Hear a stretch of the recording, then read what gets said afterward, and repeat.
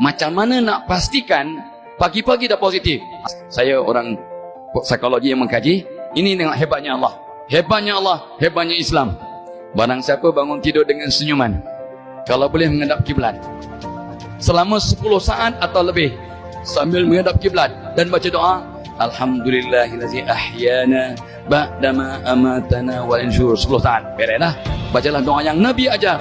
Allahumma inni as'aluka ilman nafi'a wa rizqan thayyibah wa amalan mutaqabbalah. Dah 20 saat.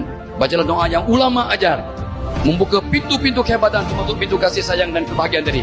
Allahumma aftahli abwabal khair wa abwabas salamah wa abwabus sihah wa abwabal ni'mah wa abwabal barakah wa abwabal quwwah wa abwabal mawaddah wa abwabal rahmah wa abwabal rizq wa abwabal ilm wa abwabal maghfirah wa abwabal jannah ya arhamar